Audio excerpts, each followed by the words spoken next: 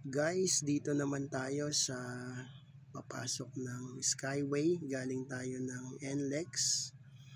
At tingnan natin kung ilang minuto tayo makararating sa ating exit point sa Plaza Dilao, Quirino exit. So ito yung entry ng Skyway. Doon sa left side, padiretso yun ng Bonifacio, Balintawak. So kaya tayo dito. Sa left side natin, ayan, may ginagawa pa ring bridge. So extension dito sa bandang gitna na patuloy pa rin nilang ginagawa. So yung mga exit na madadaanan dito ay makikita naman natin sa signage.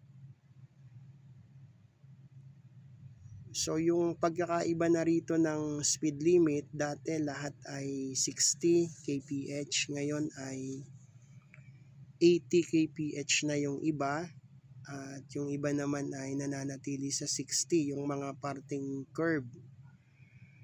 Pero yung mga straightway na ganito ay 80 kph na ang speed limit. So magandang development yan, kasi kung straight naman yung daan tapos mag-maintain ng 60, parang nakakainip din.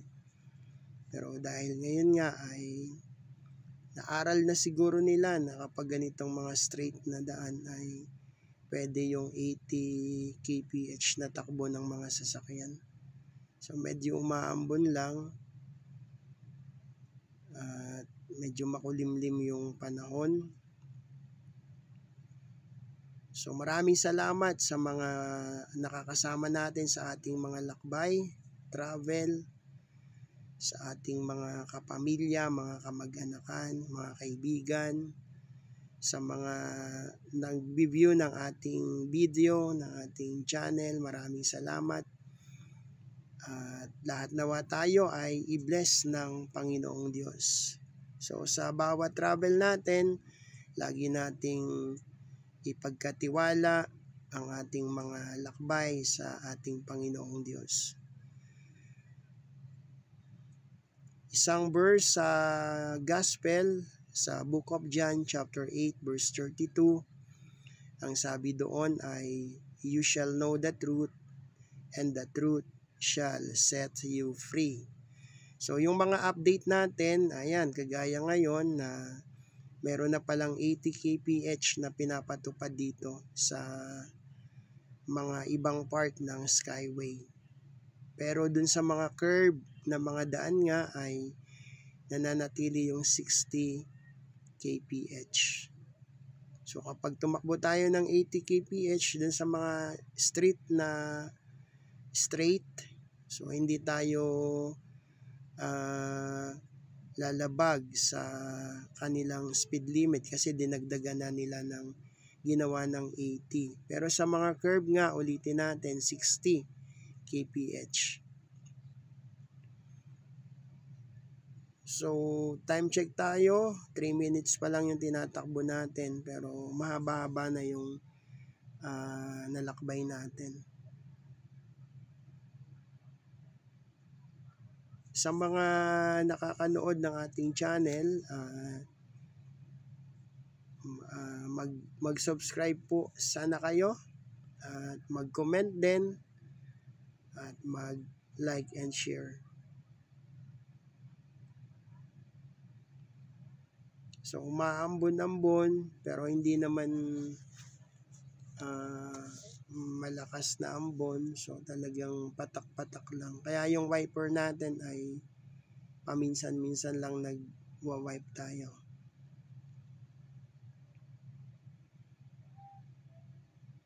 So yung mga exit na mga madadaanan dito ay nandyan sa signage, makikita natin. Dito na tayo sa Toll Plaza ng Skyway. Dun sa right side, okay din dumaan doon. Pero dito sa left side, meron ding mga lane para sa ETC. Dito sa left side na to. Pero syempre, nagdudugtong din naman yung daan na yan dito sa bandang unahan.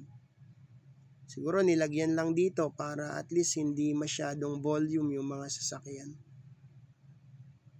So kapag tayo ay dadaan sa ganitong mga toll booth, toll plaza, lagi tayong sumunod dito. Ayan, nakalagay na next vehicle stop here.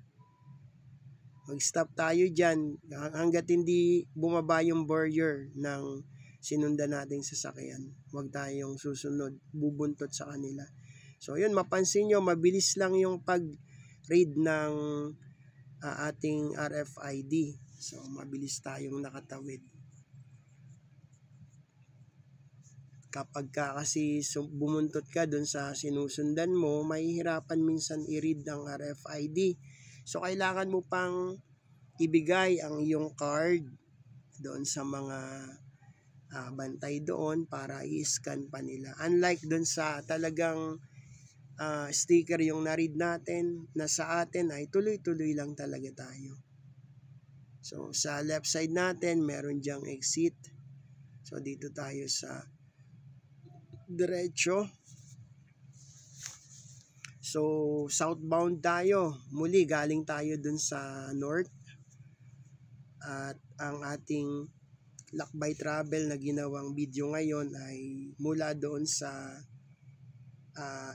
pagpasok ng Skyway doon sa Bonifacio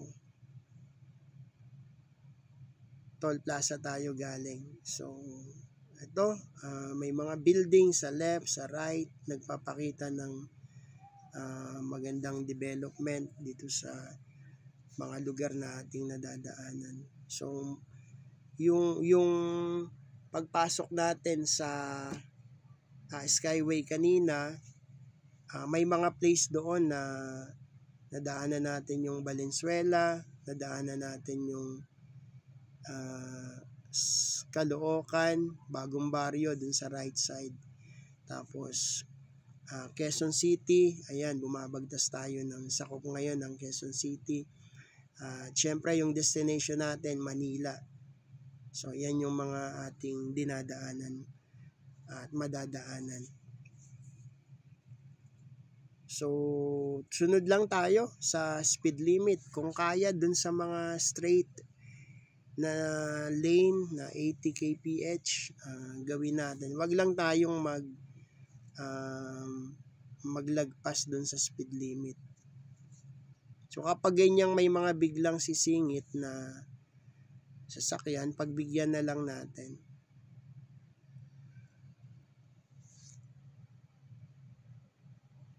So medyo malapit na rin naman tayo sa ating destination. Palagi lang din nating ikondisyon ang ating mga katawan. Kapag nagda-drive, kapag nakaramdam ng antok, lagi nating pinapaalaala na humanap ng safe na lugar para kahit papaano makaidlip.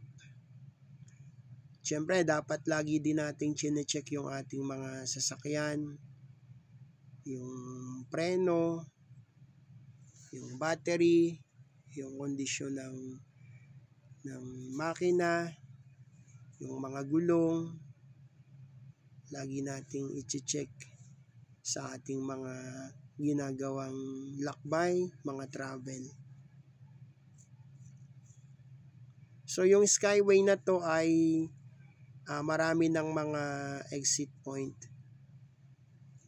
Pero kung talagang dediretsuhin natin from doon sa pinasukan natin kanina hanggang doon sa pinakadulo, ang pinakadulo nito ay sakop ng Muntinlupa. So halos Valenzuela, Caloocan. Pag dire-diretso tayo ay pinakadulo na nito Muntinlupa, pababa na ng SLEX. Kaya ang Skyway, ito ay connector ng NLEX at ng SLEX. Pero syempre may mga exit na rin, kagaya ng mag-exit ng Quezon City, mag-exit ng Manila, at marami pang mga project na ginagawa. May mga dinadagdag silang mga entry point o entry ramp, at merong mga exit na pwedeng daanan. So maganda na yung Skyway. At syempre malaking tipid oras to kapag dito tayo dumadaan. Bagamat may bayad, okay lang naman yun kasi nakakatipid tayo sa oras. Maraming salamat ulit sa ating mga nakakasama sa ating mga video, sa mga nanonood,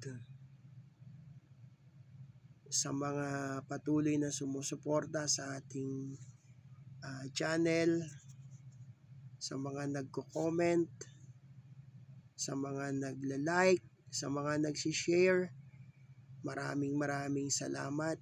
Ang Panginoong Diyos na ang mag-bless po sa inyong lahat. So tuloy po yung ating lakbay at nakikita natin yan, may colorful dito sa left side natin. Anong tawag dyan? May ads dun sa nadaanan natin sa left side.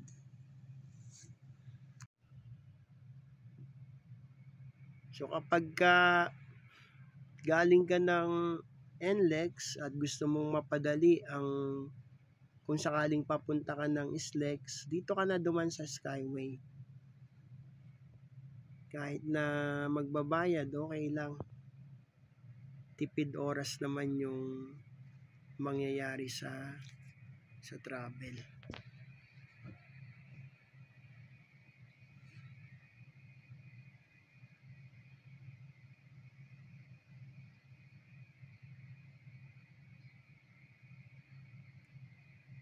So yung speed limit dito muli ay nagkaroon ng pagbabago dun sa ibang mga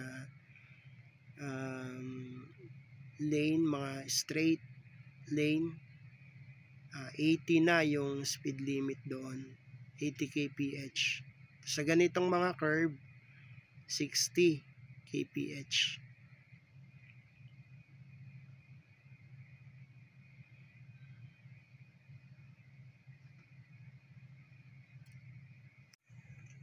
So medyo malapit na tayo sa ating destination. Ang ating exit point ay ang Plaza Dilao o Quirino.